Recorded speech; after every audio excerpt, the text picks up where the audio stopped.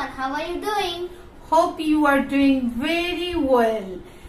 Today in this video we are going to learn about some important and necessary morning routine vocabulary along with sentences. Okay, এই ভিডিওতে আমরা আসলে আজকে শিখব প্রতিদিনের সকালবেলা ব্যবহার করার মতো কিছু শব্দের অর্থ vocabulary, then আমরা এগুলা দিয়ে we will make sentences and I'll present a demo composition in the end of the video so that you can learn this easily. Okay, and you can say about your morning routine without any delay. Let's get started. Okay, wait. Oh, wait. Through this channel we will share all of our experience, how I learned and we learned English without any coaching, any session, without helping others, teachers or any institute at home, and how I get the job in international organization, and hopefully you will be able to learn English with us. Okay, further any delay, we should start.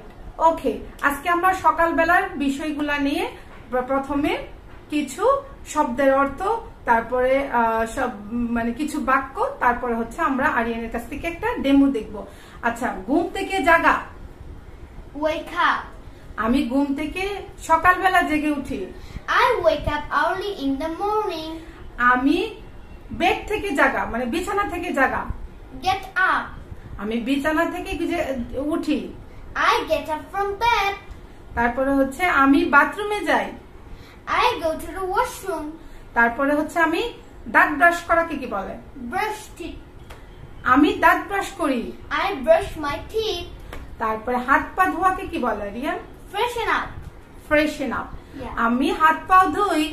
I get in freshen up. তারপর হচ্ছে নাস্তা করা, সকালে নাস্তা করাকে আমরা কি বলি? breakfast. আমি আমার নাস্তা করি। I have my breakfast or I take my breakfast. Okay, I have my breakfast or you can say I take my breakfast. তারপরে আমরা কি করি? তারপর হচ্ছে আমি কাপড় চোপড় পরাকে কি বলে? get dressed. তারপর আমি কাপড় চোপড় পরি। I get dressed. আমি রেডি হই স্কুলের জন্য। I get ready for school. আমি তারপর হচ্ছে স্কুলের দিকে রওনা দেই। I start for school. আশা করি আপনাদের এই যে শব্দের অর্থগুলো এবং সেন্টেন্সগুলো আপনারা ভালো করে বুঝতে পেরেছেন। Now we will go to Aryan. Aryan will present a demo about his morning routine. Okay. You can start now. I wake up from bed early in the morning and get up from bed. Then I go to the washroom and brush my teeth and get it freshen up. After that, I have breakfast. Usually I have noodles, bread for my breakfast. Then I get dressed for my school. And I also pack my backpack. Then I get ready for school. Then I start for school. Okay. Not start for school, you can say office or I can start household work. Whatever you do. যদি আপনি স্কুলে যান তাহলে আপনি বলবেন I start for school. তারপর হচ্ছে আপনি যদি অফিসে যান you can say I start for office or university. আরেকটা গুরুত্বপূর্ণ বিষয় হচ্ছে যে এই যে আমরা ছোট আগে শব্দের অর্থগুলা শিখলাম এবং তারপরে শব্দ অর্থগুলা দিয়ে সেন্টেন্স মেক করলাম এবং তারপরে হচ্ছে আমরা একটা ডেমো করে দেখালাম। আমি আমার ইংরেজি শেখার ক্ষেত্রের এক্সপিরিয়েন্স থেকে বলতে পারি যে আপনি যদি এই যে ছোট বাক্যগুলা শিখা এবং সাথে সাথে বলা, এইটা হচ্ছে ইংলিশ স্পিকিং এর ক্ষেত্রে 80% কাজ করে।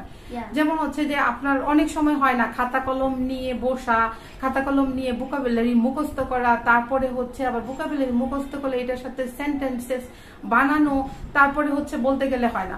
আপনি দেখবেন যে এই যে ছোট ছোট সেন্টেন্সেস গুলা আপনি ভিডিও দেখতে থাকবেন, সাথে সাথে বলতে থাকবেন। যেমন হচ্ছে I woke up early in the morning, then I get up, then I go to washroom, then brush my teeth and take breakfast। এইগুলা যদি আপনি সাথে সাথে বাংলা এবং ইংলিশ গুলা যখন বলতে থাকবেন, তখন দেখবেন কখন যে নিজের মনের অজান্তেই আপনার এই বিষয়গুলা আপনি মুখস্থ করে ফেলছেন, আয়ত্ত করে ফেলছেন, এবং আপনি ইজিলি ইউ ক্যান কি স্পিক ইট। আপনি এইগুলা আপনি নিজে নিজে বলতে পারেন। আমার ক্ষেত্রেও আমি দেখেছি যারা আমি কোন রকম কাগজপত্র নিয়ে যখন বসে বসে লিখতে চাইতাম, তখন আমার মন মানসিকতা হতো না, হঠাৎ করে আবার ভালো লাগতো না, শরীর ভালো লাগে না, মন ভালো লাগে না। কিন্তু আপনি যদি এই সাথে সাথে এই ধরনের ভিডিওগুলো দেখতে থাকেন এবং সাথে সাথে বলতে পারেন, I guarantee to you will be able to speak English very soon and very fluently। মানে কখন যে আপনার আয়ত্তে চলে আসবে আসলে আপনি বুঝতে পারবেন না, শুধু আপনাকে এই বিষয়গুলা মনোযোগ দিয়ে শুনতে হবে এবং সাথে সাথে বলতে হবে। Thank you for watching this video and be motivated with us। ভালো থাকবেন, সুস্থ থাকবেন, বাই।